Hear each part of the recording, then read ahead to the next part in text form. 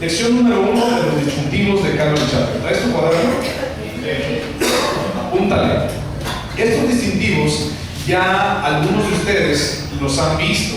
Y a lo mejor va a ser un poquito reiterativo, pero el asunto es que quiero que toda la iglesia, todas, absolutamente todos, podamos tener o entender o escuchar estos distintivos, porque todos necesitamos ir hacia un mismo objetivo, todos necesitamos trabajar para un mismo lado, ¿ok? Todos necesitamos poder estar en un mismo canal para poder comunicarnos y para poder trabajar juntos todos. ¿Estamos de acuerdo? ¿Ok? No podemos comunicarnos unos con otros si las cosas no están por el mismo canal. ¿Sale? Entonces, vamos a tratar de ver estos distintivos. El primer distintivo es el modelo de Dios para la iglesia. Así se llama, el modelo de Dios para la iglesia. Y vamos a buscar Mateo 16, capítulo 16, versículo 13. Mateo 16, 13.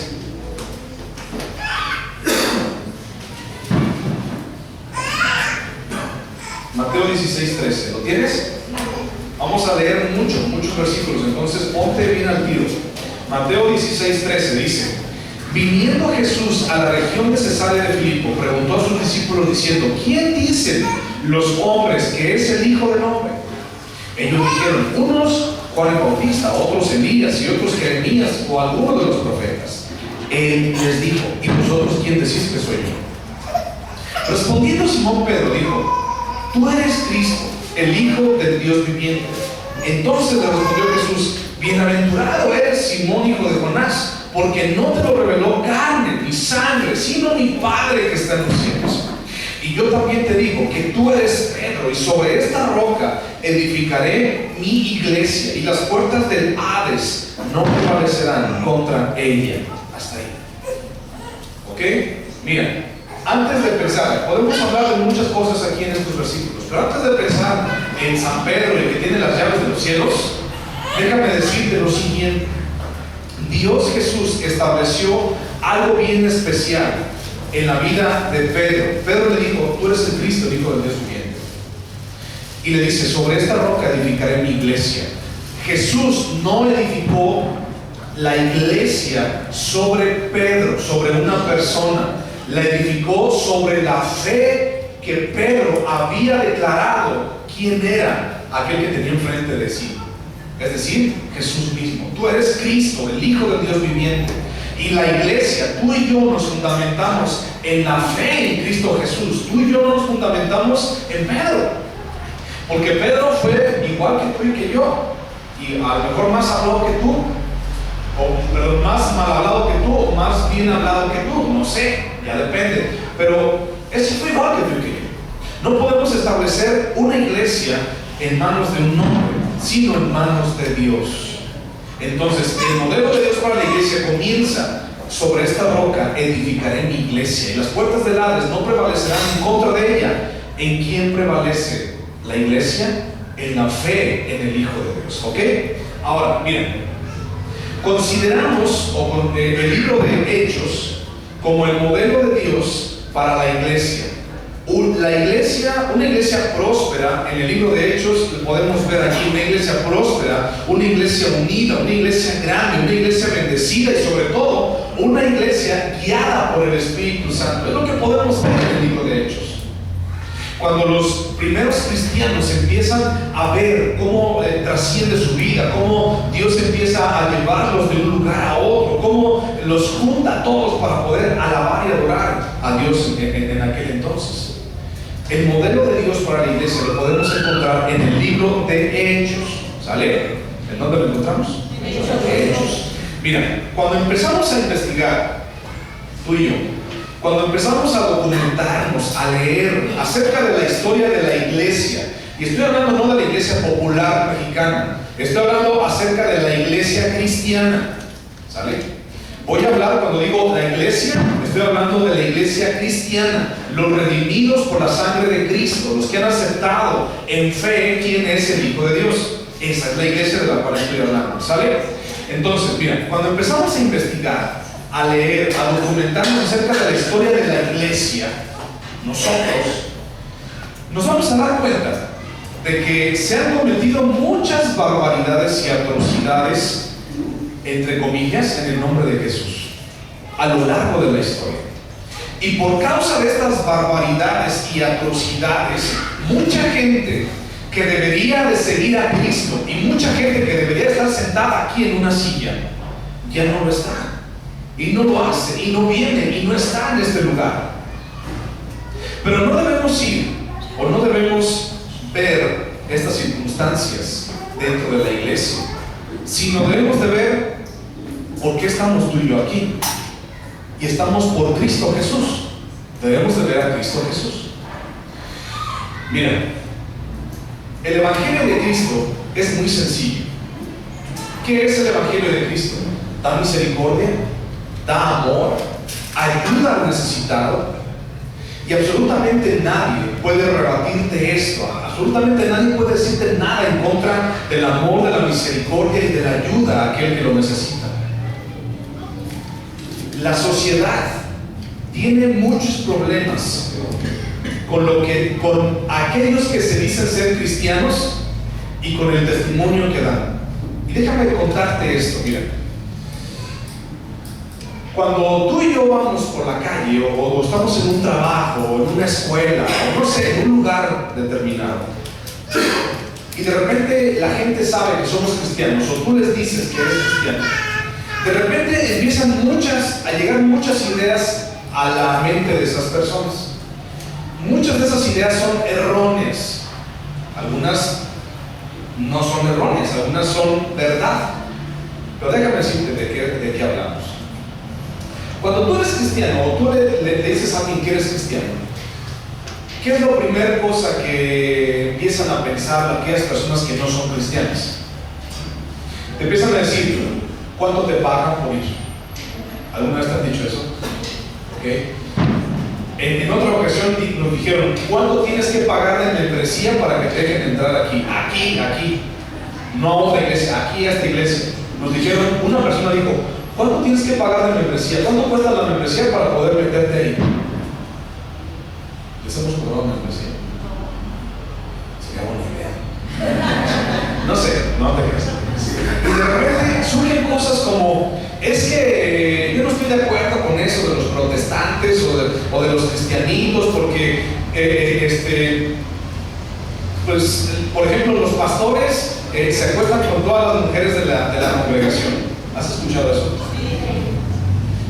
O es que ya te lavaron el cerebro, o es que ya te hicieron brujería, ¿no? O es que porque ahora, antes te tomabas un cartón con nosotros, ahora nomás tomas un garrafón de agua.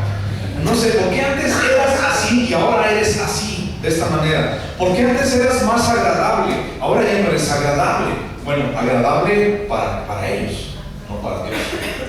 Y te empiezan a decir muchísimas cosas. ¿Qué más has escuchado? De que te pagan, de que el pastor se acuesta con las mujeres de la iglesia, de que te lavan el cerebro, de que se comparten las esposas, de que son una bola de hipócritas. ¿Qué más? ¿Qué más has escuchado? ¿Qué más te han dicho? Que te piden dinero. ¿Qué más?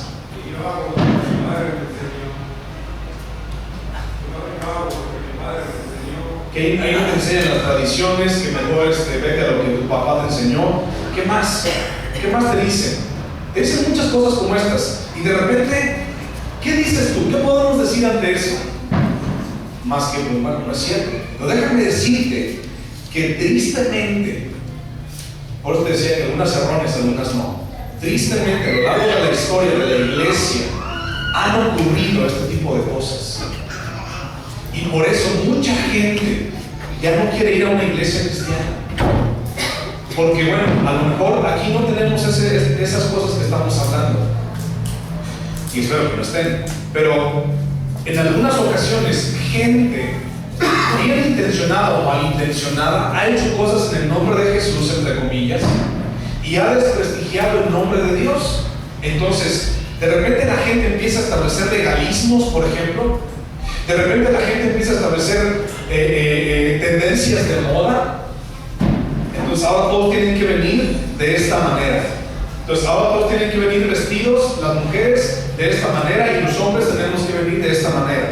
Se establecen ritualismos en el que la gente a veces no está de acuerdo en seguir. Se establecen legalismos en que la gente no está dispuesta a seguir en ese lugar. Y a lo largo de la historia, no solamente ahorita, sino a lo largo de la historia hemos podido ver que todas esas atrocidades y barbaridades se han cometido en el nombre de Cristo. Y hay mucha gente que debería estar llenando las iglesias, estas sillas que están aquí, y no están, porque las barbaridades se han hecho. Y aunque podamos decir que en algunas ocasiones han sido solamente murmuraciones, en algunas otras ocasiones sí han sido de realidad o verdad. Hay de repente por allí 2 o 3 sectas, una mexicana por allí, que de repente sí hacen eso de lo de las esposas. Y ellos dicen, somos cristianos. Hay otros, por ejemplo, que dicen, es que nomás es una pedidera de dinero allí, ¿para qué voy? Si no tengo ni siquiera dinero. Bueno, es que hay otros que, por ejemplo, vienen de Brasil y te piden un dinero y se dicen ser cristianos. Entonces, por unos hagamos otros. Ahora, lo importante aquí es poder decirte, mira, se han cometido muchas barbaridades y atrocidades a lo largo de la historia de la iglesia. Y a lo mejor ante muchas de ellas ni siquiera tenemos la oportunidad de defendernos. Es que son una bola de hipócritas. Y es que a lo mejor sí es cierto. Y es que a lo mejor salimos de aquí, nosotros venimos muy bien personalitos y todo lo demás, y salimos a hacer un sinfín de cosas allá afuera. Nuestro lenguaje es más florido que el 2 de noviembre. Y salimos a hacer un show de cosas allá afuera, y la gente te ve, y por eso dice, son una bola de hipócritas. Y la gente dice, bueno, es que dicen que quieren tener nada más una esposa, pero yo conozco que tienen un segundo frente. Y tristemente, déjame decirte que lo han dicho de gente de aquí, de esta iglesia. Yo no sé quién, pero han dicho de aquí. Entonces, aguas con lo que estás haciendo. Entonces, hemos podido ver todas estas cosas. Y en base a esto, hay mucha gente que pudiera estar vacunada del evangelio. Yo no quiero nada con los cristianos. Prefiero no tener Dios a tener el Dios de los cristianos, porque también ellos muchas veces han sido liberales y de repente como están bajo la gracia y de repente hacen una sarta de cosas que no deben de ser. Y lo malo es que no hablan mal de ti, hablan mal de Dios. Creo que lo que tenemos que ser es sabios, porque en el momento que todos te pueden cuestionar o podemos cuestionar a los demás, tendríamos que analizarnos.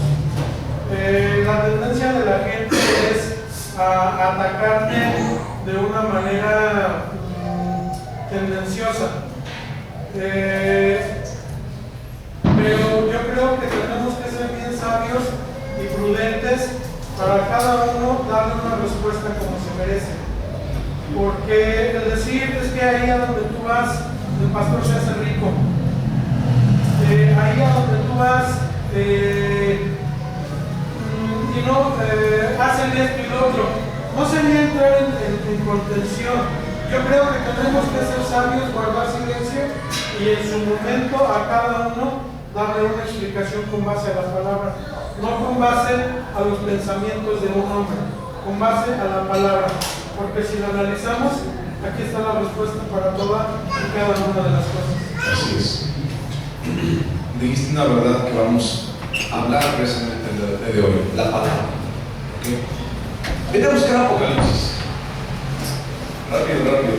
Vete a buscar Apocalipsis y vamos a ver ciertas cosas en Apocalipsis que estaban pasando en aquel entonces, en los primeros años de la iglesia. 60 años después empiezan a pasar estas cosas. Y vamos a leer versículos salteados del mensaje a las 7 iglesias, ¿ok? Entonces, veme siguiendo muy rápidamente. Entonces, mira, capítulo 2 de Apocalipsis, capítulo 2:2 dice: yo conozco tus obras y tu arduo trabajo y paciencia, y que no puedes soportar a los malos, y has probado a los que se dicen ser apóstoles y no lo son, y los has hallado mentirosos, y has sufrido, y has tenido paciencia, y has trabajado arduamente por amor de mi nombre, y no has desmayado. Pero tengo algo contra ti, que has dejado tu primer amor. Y luego les dice en el versículo 5: recuerda por tanto de dónde has caído y arrepiéntete y haz las primeras obras, pues si no, vendré pronto a ti y quitaré tu candelero de su lugar si no te hubieras arrepentido. Luego el mensaje a Esmirna, versículo 9: yo conozco tus obras y tu tribulación y tu pobreza, pero tú eres rico, y la blasfemia de los que dicen ser judíos y no lo son, sino sinagoga de Satanás. Luego vete al mensaje a Pérgamo. Dice el versículo 13: yo conozco tus obras y dónde moras, donde está el trono de Satanás, pero retienes mi nombre y no has negado mi fe, y aún en los días en que Antipas, mi testigo fiel, fue muerto entre vosotros, donde mora Satanás. Pero tengo unas pocas cosas contra ti, que tienes ahí a los que retienen la doctrina de Balaam, que enseñan a Balac a poner tropiezo a los hijos de Israel y a comer cosas sacrificadas a los ídolos y a cometer fornicación. Y también tienes a los que retienen la doctrina de los nicolaitas, la que yo aborrezco. Arrepiéntete pues, si no vendré pronto a ti. Tiatira, el mensaje a Tiatira 19: yo conozco tus obras, amor y fe y servicio y tu paciencia, y que tus obras postreras son más que las primeras, pero tengo unas pocas cosas contra ti, que toleras a esa mujer de Jezabel, que dice ser profetisa, enseña y seduzca a mis siervos a fornicar y a comer cosas sacrificadas a los ídolos. El mensaje a Sardis, capítulo 3.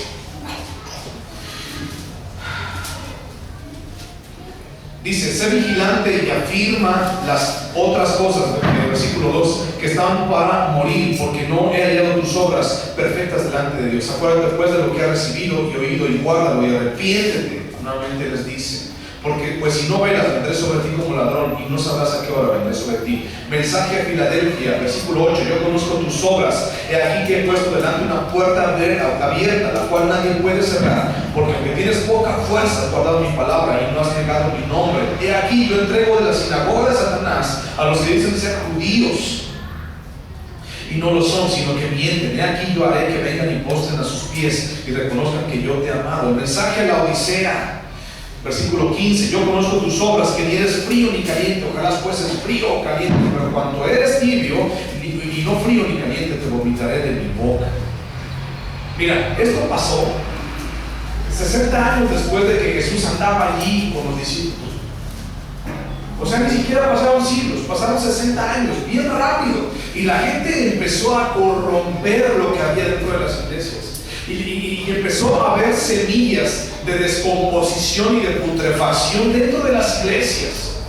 Y sí, Dios reconoce: mira, yo conozco tus obras, que eres fiel y todo lo demás, pero arrepiéntete, porque tienes entre ustedes hay semillas de putrefacción y hay semillas que están guardando doctrinas que yo no les enseñé. Dice: regresa a las primeras obras, regresa a lo primero.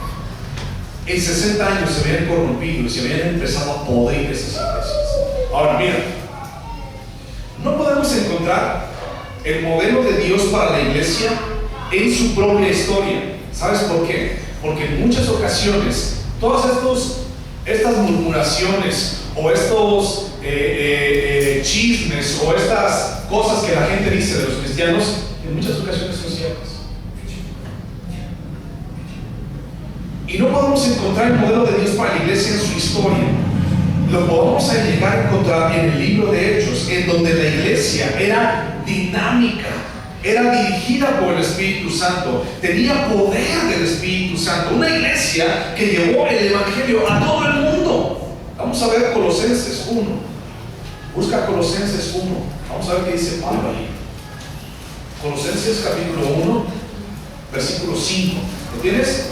Dice Pablo: a causa de la esperanza que os está guardada en los cielos, de la cual ya habéis oído por la palabra verdadera del Evangelio, que ha llegado hasta vosotros, así como a todo el mundo, y lleva fruto, y crece también en vosotros desde el día que oísteis y conocisteis la gracia de Dios en verdad.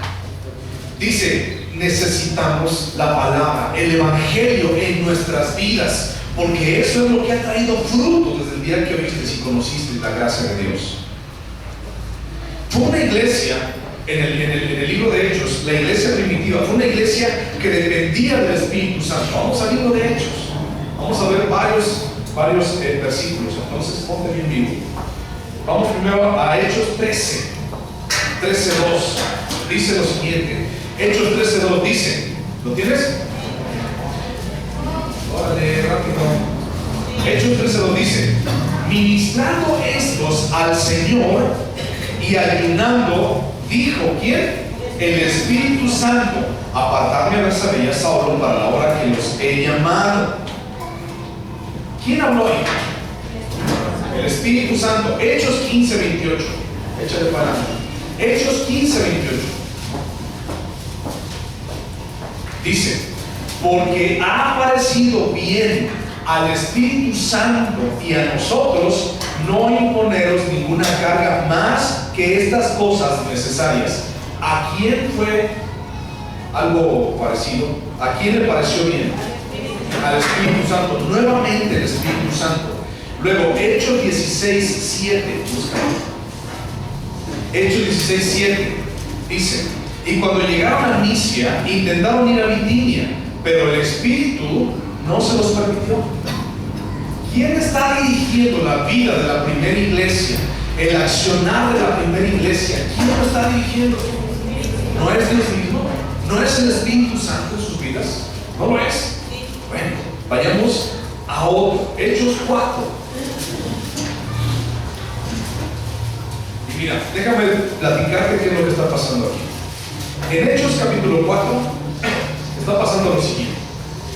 Viene Pedro y Juan y se encuentran en un pozo en la puerta del templo de la hermosa y los sanan, ¿cierto? Y luego los llevan delante del pórtico de Salomón y les empiezan a decir, ¿por qué sanas? Y tienen el nombre de quién y no sé qué. Y después los llevan del concilio a Pedro y a Juan y les empiezan a decir, bueno, ¿y ustedes de parte de quién vienen? Porque empezaban a enseñar a la gente acerca de la palabra de Dios. Entonces los del concilio le dijeron, ¿y estos quiénes son? Y como encontraron que Pedro y Juan estaban hablando y que no tenían letras como ellos, dice así, 4:13, entonces viendo el denuedo de Pedro y de Juan y sabiendo que eran hombres sin letras y del vulgo, se maravillaban los del concilio y les reconocían que habían estado con Jesús. Y les dicen, ¿cómo es posible que estos cuates estén hablando y estén enseñando cosas que nosotros sabemos? Entonces les empiezan a decir, ¿qué haremos con estos hombres? ¿Qué haremos con estos cuates que están propagando lo que Jesús les dijo? Andaban con ellos, yo los vi, también Pedro andaba, lo negó 3 veces. Pero ¿cómo podemos callar en la boca a estos? Porque se están llevando y se están comiendo todo nuestro mandado. Entonces Juan y Pedro le respondieron, porque les dijeron, ya no hablen en el nombre de Cristo, váyanse de aquí. Y le respondieron Pedro y Juan, ¿cómo podemos dejar de decir lo que hemos visto y lo que hemos oído? Entonces salieron y se fueron. Y vamos a leer a partir del versículo 23, 4:23. Allí empieza algo de la dirección del Espíritu Santo hacia la vida de los cristianos. Fíjate, cuando Pedro y Juan estaban allí con toda la hora y que los del concilio y que les decían una y otra cosa y que les reclamaban acerca de Cristo, Pedro y Juan fueron puestos en libertad, versículo 23, y vinieron a los suyos. ¿Quiénes eran los suyos? Los cristianos. Los demás cristianos, como tú y como yo, vinieron a los suyos y contaron todo lo que los principales sacerdotes y los ancianos les habían dicho. ¿Por qué predicas? Que no sé qué, todo lo que les reclamaron. Y ellos, habiéndolo oído, alzaron unánimes la voz a Dios. ¿Qué hicieron? Alzaron unánimes la voz a Dios. En otras palabras, ¿qué fue lo que hicieron? Oraron. Y dice, soberano Señor, tú eres el Dios que hiciste el cielo y la tierra y el mar y todo lo que en ellos hay. Que por boca de David, tu siervo, dijiste, ¿por qué se amotinan las gentes y los pueblos piensan cosas vanas? Se reunieron los reyes de la tierra y los príncipes se juntaron en uno contra el Señor y contra Cristo. Porque verdaderamente se unieron en esta ciudad contra tu santo Hijo Jesús, a quien ungiste, Herodes y Poncio Pilato con los gentiles y el pueblo de Israel, para hacer cuanto tu mano y tu consejo habían antes determinado que sucedería. Ahora, Señor, mira sus amenazas y concede a tus siervos que con todo denuedo hablen tu palabra. Denuedo es valentía. mientras extiendes tu mano para que se hagan sanidades y señales y prodigios mediante el nombre de tu santo Hijo Jesús, cuando vieron orar, dice, el lugar en el que estaban congregados tembló, y todos fueron llenos del Espíritu Santo y hablaban con denuedo, con valentía la palabra de Dios. ¿Quién estaba dirigiendo la iglesia en aquel entonces? Dios mismo, el Espíritu Santo mismo dirigía en aquel entonces la iglesia. Y ese es el modelo de Dios para la iglesia, de que seamos dirigidos por Dios. No dirigidos por organizaciones, no dirigidos por una persona que se llama pastor, no dirigidos por juntas de concilio, sino dirigidos por ¿quién? Por Dios mismo. Una cosa que mencionabas haciendo un exégesis de los capítulos que nos das, era un pueblo que no hablaba, que no fuera palabra de Dios. En aquel entonces no había un Nuevo Testamento, no había Biblia, y ellos lo que habían visto era lo que testificaban. Y cuando Juan eleva su oración hacia Dios, él está reconociendo la autoridad de Dios dentro de la iglesia. En el momento que el pueblo vuelva los ojos hacia el Dios que está en la Biblia, Dios hará cosas maravillosas y estas señales seguirán, dice la palabra. Hechos 2:42. ¿Tienes? Ese va a ser nuestro versículo de hoy. Ese va a ser nuestro versículo de hoy. Hechos 2:42.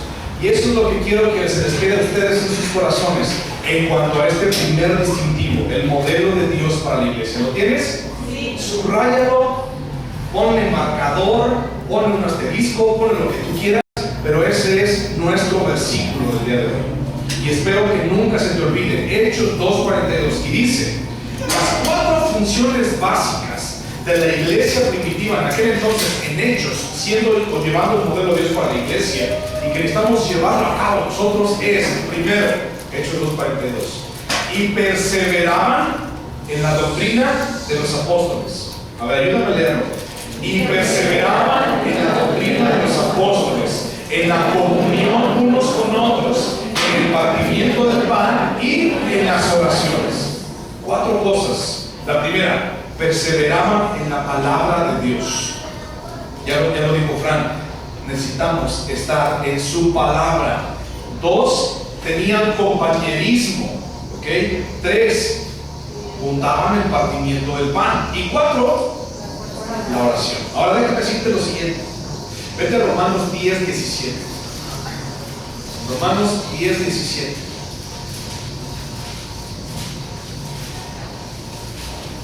Romanos 10:17. Te voy a explicar paso a paso lo que son estas 4 características de ellos. Romanos 10:17. Dice lo siguiente, ¿lo tienes? Sí. Dice: así que la fe es por el oír, y el oír por la palabra de Dios. Nuestra fe nunca va a crecer si no estamos escuchando la palabra de Dios. ¿Estás de acuerdo en eso? Si tú escuchas filosofías de hombres, vas a estar muy motivado si tú quieres, pero no vas a estar cerca de Dios. Si tú escuchas predicaciones del corazón de un hombre, así te lo estoy diciendo, a lo mejor ese hombre te puede motivar muchísimo, te puede hacer sentir bien. A lo mejor te dice: es que todos somos príncipes y princesas. Yo lo he dicho también. Y te hace sentir bien y te motiva. Pero si no hay palabra de Dios, quiero que seas crítico en esto. Si no hay palabra de Dios, ten mucho cuidado. Es peligroso. Es peligroso que pongamos nuestro fundamento de nuestra vida en algo que no es la palabra de Dios. ¿Ok? Es sumamente peligroso. Aun cuando sean buenas filosofías, aun cuando sean buenas ideas que la gente llega a tener, necesitamos basarnos en la palabra de Dios. Menciona el capítulo 2:42. Perseveraban en la doctrina de los apóstoles. Doctrina es igual a enseñanza. Cuando a Jesús le preguntaron: ¿y tú qué doctrina enseñas? Él les contestó: lo que yo he visto de mi Padre, eso es lo que yo les enseño. Y lo que los apóstoles hicieron en ese tiempo fue compartir lo que vieron de Jesús. El modelo para la iglesia es hacer lo que Dios dice en su palabra. En lo que Dios dice. Hechos 6, capítulo 6. Vete a buscar Hechos 6. Hechos 6, versículo 2. ¿Lo tienes? Dice, fíjate. Entonces, los 12 apóstoles habían pasado cosas así como que ya había muchísima gente y de repente no todos podían tener el servicio que necesitaban. Había viudas, había huérfanos que no los atendían. Y luego dice el 2, dice, entonces los 12 convocaron a la multitud de los discípulos y dijeron, no es justo que nosotros dejemos la palabra de Dios para servir a las mesas. Buscad pues, hermanos, de entre vosotros a 7 varones de buen testimonio, llenos del Espíritu Santo y de sabiduría, a quienes encarguemos de este trabajo. Y nosotros persistiremos en ¿qué? La oración y el ministerio de la palabra. Las dos cosas importantes, prioridades dentro de nuestra vida y nuestra iglesia, deben de ser la palabra y la oración. ¿Cuántos de ustedes vienen los jueves a orar? ¿Cómo levantas la mano? ¿Ok? Si no vienes a orar el jueves, ¿estás orando en tu casa? No me digas sí o no me digas no. ¿Lo estás haciendo? Es más, como dicen por ahí, pichas ni siquiera en defensa propia. Es decir, al menos oras por ti en la mañana. Estoy seguro que algunos de ustedes no lo hacen. Das gracias por tus alimentos mínimo. Estoy seguro que ya cuando te comiste la torta te acuerdas, ay, te tenía que dar gracias a Dios. Ah, sí, de veras. Si no oras ni en defensa propia, cuanto más vas a orar por la iglesia, nosotros, y necesitamos eso. Mira, si a ti te gusta esta iglesia, necesitamos orar por ella. Necesitamos todos juntos orar. Pero qué bueno que lo estás haciendo en tu casa. Yo les dije hace buen tiempo, mira, cuando vayas a comer y des gracias por los alimentos, di, Señor, gracias por los alimentos y bendice a ese hijo, o bendice a la iglesia en la cual yo asisto. Yo te dije eso. Bueno, es bueno que oremos individual por la iglesia, pero es mucho mejor cuando, por ejemplo, Juan y Pedro llegaron a los suyos y todos a una voz unánimes dijeron, soberano Señor, ayúdanos. Es decir, es bueno que nos juntemos a orar. Y más que bueno, es lo que necesitamos. Ese es el modelo de Dios para la iglesia. Y sin embargo no lo estamos haciendo. No te pido que vengas, si no puedes, los jueves, pero que vienes a orar mínimo desde tu casa por la iglesia. Y ahorita vamos a hacer algo especial también. Por eso me quiero dar un poquito también de prisa, porque necesitamos hacer esto también que vamos a hacer al ratito. La palabra de Dios dice, perseveraban en la doctrina de los apóstoles. ¿Cuál era la doctrina de los apóstoles? Ya lo dijo Frank. Jesús dijo, lo que yo he visto del Padre, eso te lo doy. Lo que los discípulos vieron de Jesús, eso es lo que predicaban. Los discípulos andaban predicando de teología, de testigos de Jehová, andaban predicando de apologética, de hermenéutica, andaban predicando de que si la salvación se pierde o no se pierde, andaban predicando acerca de que si la tribulación va a venir antes o después. ¿De qué andaban predicando los apóstoles? No andaban predicando de eso. Un Dios poderoso. No andaban predicando de eso. No andaban predicando de que es que en tu iglesia todos van de corbata, en tu iglesia todos van de falda, en tu iglesia no les permiten pintarse. No andaban predicando de eso. Eso precisamente son las semillas de putrefacción que podemos encontrar en Apocalipsis, el mensaje de las 7 iglesias. Cuando nosotros nos encargamos de empezar a decir, es que en la iglesia en la que vas, el pastor te prohíbe el bigote. Es que es un decir. Es que en la iglesia en la que vas, todos los hombres tienen que llevar la barba igual que el pastor. Si no te sale,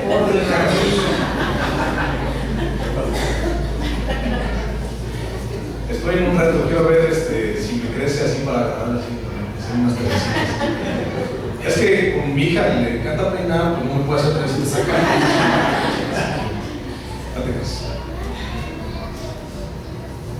No podemos hablar de otra cosa sino de lo que hemos visto. esa gente, Juan y Pedro, no tenían la Biblia. La Biblia estaba en las sinagogas y era nada más el Antiguo Testamento. Y en algunas nada más estaba el Pentateuco. La gente no podía hablar de otra cosa más de lo que Dios había hecho en ellos mismos. El cojo no pudo hablar de otra cosa más que yo era cojo, no sé por qué, 20 años estuve cojo, pero ahora Pedro y Juan vinieron a orar por mí en el nombre de Cristo y ahora yo soy sano, y ahora puedo brincar y puedo bailar y puedo decir yo soy un testimonio de Dios. Y alguien remate, y los del concilio dijeron, pues es que no podemos decir nada, tenía 20 años chueco y ahora ya Dios lo levantó. Puedes brincar y puedes correr los 10 kilómetros desfilados por tu victoria. Y puedes andar en marchas y todo lo demás. No tenemos nada en contra de eso. Lo que tenían en contra era, mira, lo que pasa es que el ritual y que lo demás y que nosotros somos sacerdotes y fariseos y todo lo demás. Eso sí pudieron rebatirles a Juan y a Pedro. Pero ¿qué? De todas las murmuraciones de que les dan dinero, de que se acuestan con las esposas, de que te lavan el cerebro, de que bla bla bla de lo que hablamos hace ratito, ¿de cuál de esas cosas necesitamos enfocarnos? En ninguna. Necesitamos decir, el Evangelio de Cristo es misericordia, ayuda, amor y ayuda a los demás. ¿Quién se puede parar y decir algo en contra de eso, en contra de Cristo? Nadie en absoluto. Por eso el modelo de Dios para la iglesia no está en la historia de la iglesia, está en el libro de Hechos. Y perseveraron en la doctrina de los apóstoles, salvación. Yo te digo el día de hoy, arrepiéntate de tus pecados y Dios te puede sanar. Ese era el Evangelio. ¿Crees? Sí creo, le dijo a Pedro. ¿Crees en el Hijo de Dios? Sí creo. Sobre esta roca voy a fundamentar mi iglesia y nada podrá en contra de ella. Pero no. A lo largo de la historia nos hemos basado más en la doctrina que tú tienes o tiene el otro, en cómo crees tú este versículo de la Biblia y cómo lo creo yo. Y me imagino a Dios o a Jesús contristándose porque tú y yo no estamos peleando por una cosa teológica y no estamos diciéndole a la gente de allá afuera que necesitan escuchar a Dios. Acabamos de leer Hechos 2, ¿no es cierto? Hechos 4. Y atrasito, perdón, de ese versículo de Hechos dice, ¿cómo podrán creer si nadie va y les predica? ¿Cómo podrán escuchar si nadie va y les dice? ¿Cierto?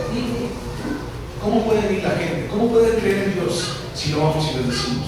¿Cómo pueden creer si a veces corroboramos lo que la gente y los rumores dicen? De que somos hipócritas o de que nos acostamos con las esposas de todos. ¿Cómo podemos hacer eso? Palabra de Dios. Necesitamos perseverar en la palabra de Dios. No tenemos otra cosa más que la palabra de Dios. Son buenos los libros, sí, está bien, pero un libro, chécalo, evalúalo por cuántos versículos tenga. Si no tiene versículos, por más bonito que se escuche, mejor ponte a leer tu libro. Hay libros que nos ayudan, sí. Hay libros cristianos de superación, sí. Son buenos, sí. Pero lo único que tenemos es esto. Porque si le seguimos con esos libros, de repente hay libros que nos llevan nuestra mente a otras cosas, a una realidad que no debe de ser. Y entonces nos convertimos, por ejemplo, en ciertas sectas o en ciertas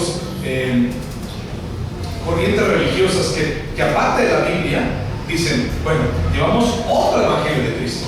Bueno, llevamos nuestros libritos. Bueno, llevamos ahora, sí está bien la Biblia, pero mira, esto es lo que Dios le dio al profeta fulano de tal para que nosotros creamos en él. Testigos mormones, luz del mundo. Tú y yo lo único que tenemos es la palabra de Dios. Y eso es más que suficiente. Y si no crees que la palabra de Dios es suficiente, entonces píchame una nieve y vámonos a las nieves.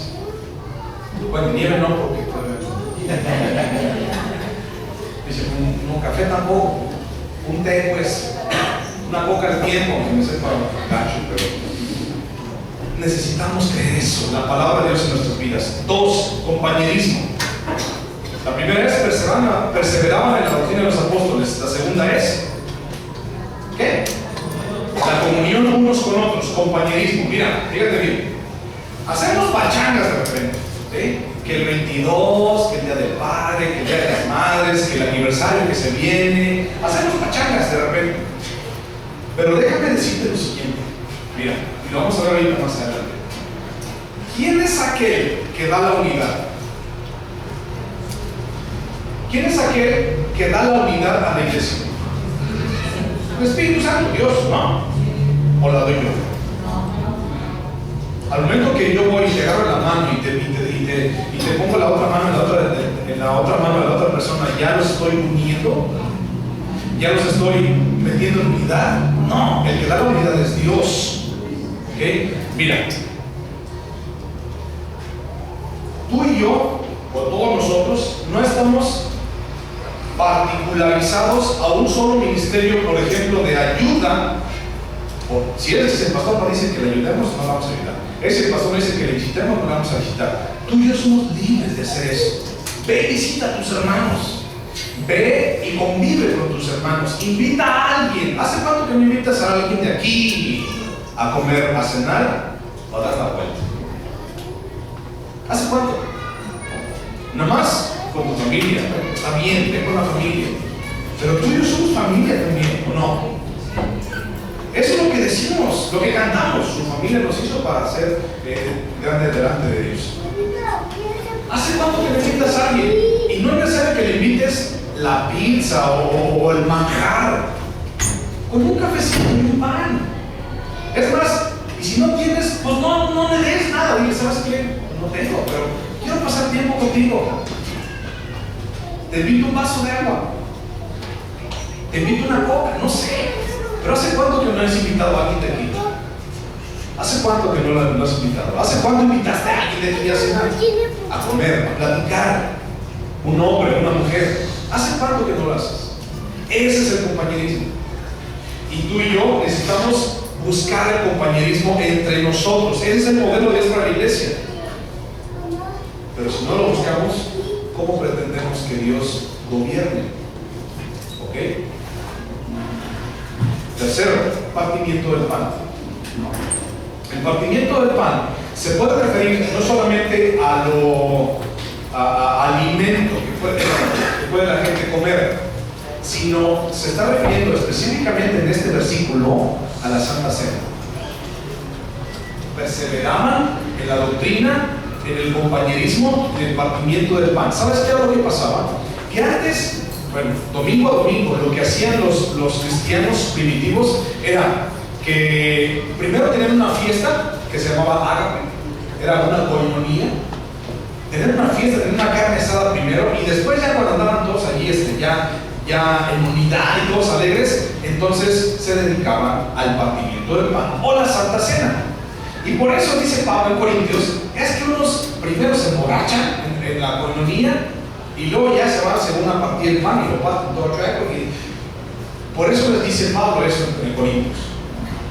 Necesitamos convivir entre nosotros. Yo no voy a ser, o yo soy incapaz de promover un compañerismo entre ustedes, una unidad entre ustedes. Lo único que yo les puedo hacer o decir es ámense unos a otros, perdónense unos a otros, pero yo no puedo.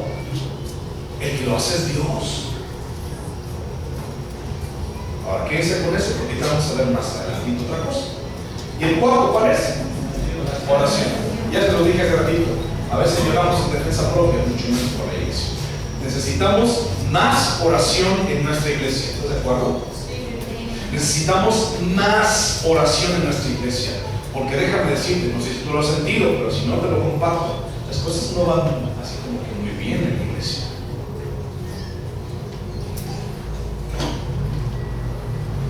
Yo soy el primero que me pongo la culpa. ¿Ok? Porque soy el que tengo que salir. Y no me pesa salir. Y soy el primero que tengo la culpa. Pero la iglesia no depende de mí.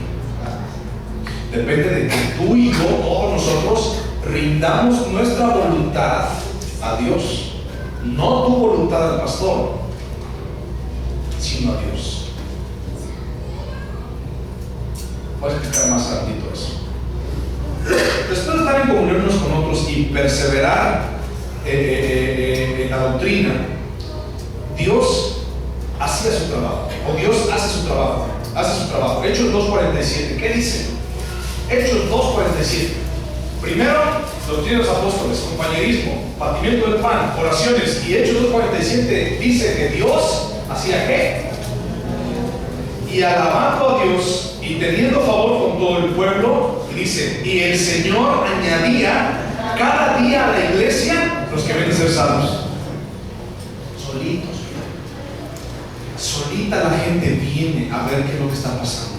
¿Por qué estos cuates andan haciendo carne asada cada rato? ¿Por qué van y se visitan? ¿Por qué hay un compañerismo entre ellos? ¿Por qué? ¿Qué es lo diferente? Y la gente viene. Y Dios añade cada día los que han de ser salvos. Y Dios añade cada día la gente a su iglesia que necesita aprender de Él.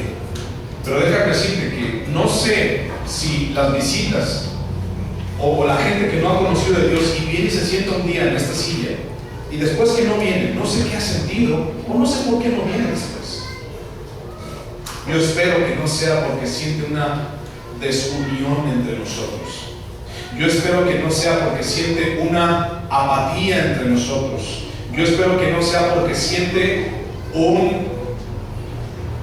una pelea, una discusión o una disputa de arañazos y de peleas y de palabras entre nosotros, porque se siente eso.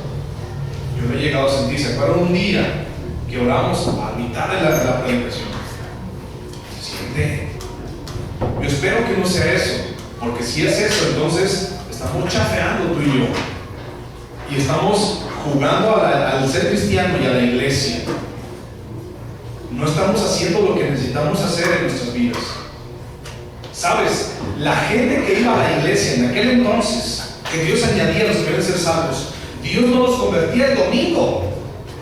Dios hacía que esa gente viera lo que esos cristianos hacían en su casa, lo que esos cristianos, esos primeros cristianos hacían en sus trabajos, hacían en sus escuelas. Es decir, cuando la gente de allá afuera veía a esos cristianos cómo eran, decían, yo quiero ir a donde tú vas, porque yo quiero lo que tú tienes. ¿Alguna vez te has dicho, yo quiero lo que tú tienes? Yo espero que te lo digan. Si no, buscan. Primera de Corintios 3. Vamos a ver. Primera de Corintios 3.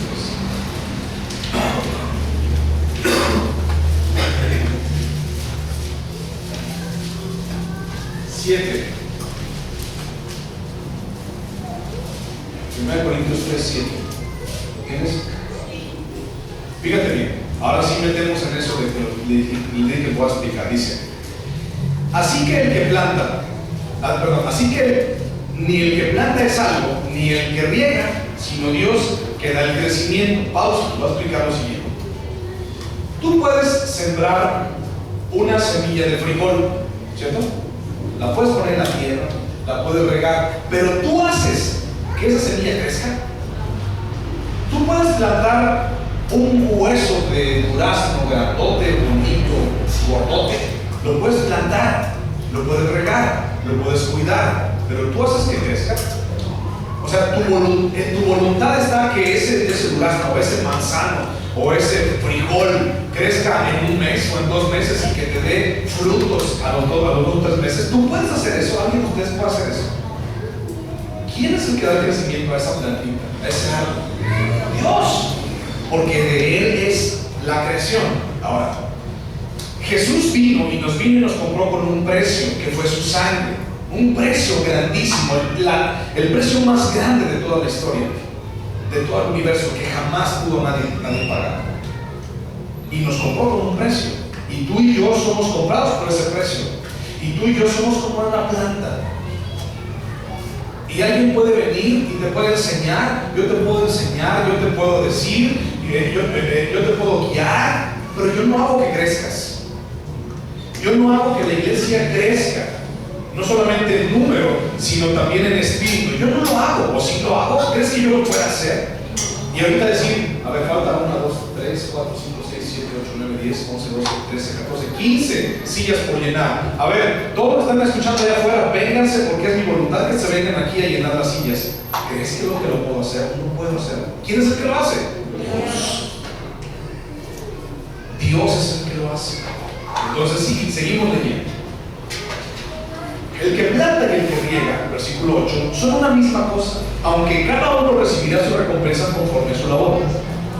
Porque nosotros somos colaboradores de Dios y vosotros sois labranza de Dios, edificio de Dios. Tú y yo somos ¿qué? Edificio de Dios. Conforme a la gracia de Dios que me ha sido dada, yo como perito arquitecto puse el fundamento y otro edifica encima, pero cada uno mire cómo sobreedifica. Porque nadie puede poner otro fundamento que el que está puesto, el cual es Jesucristo. Y si sobre este fundamento alguno edificare oro, plata, piedras preciosas, madera, heno o hojarasca, la obra de cada uno se hará manifiesta, porque el día la declarará, pues por el fuego será revelada, y la obra de cada uno, cual sea, el fuego la probará. Si permaneciere la obra de alguno que sobreedificó, recibirá recompensa. Si la obra de alguno se quemare, él sufrirá pérdida. Si bien él mismo será salvo, aunque así como por fuego. ¿No sabéis que sois templo de Dios y que el Espíritu de Dios mora en vosotros? Y escucha este siguiente versículo, porque es muy fuerte para ti y para mí. En base a lo que te decía, espero que ninguna persona nueva que haya venido se haya ido porque haya visto desunión, pleitos y cosas semejantes. Porque el siguiente versículo es muy fuerte. Dice: si alguno destruyere el templo de Dios, Dios le destruirá a él. Porque el templo de Dios, el cual sois vosotros, santo es. Les he platicado de envidia, les he platicado de egoísmo, les he platicado de arrogancia, ¿verdad? Esas cosas destruyen el cuerpo de Cristo. ¿Se acuerdan de la envidia? La envidia carcome la estructura de la iglesia.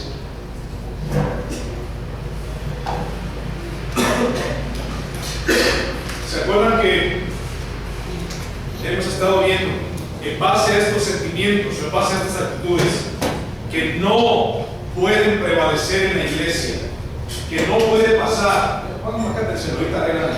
que no pueden pasar, que no pueden prevalecer en la iglesia, porque de lo contrario destruirá a la iglesia? Y si tú eres partícipe de esas cosas que en algún momento pueden llegar a destruir a la iglesia, ¿qué dice que pasa con esas personas?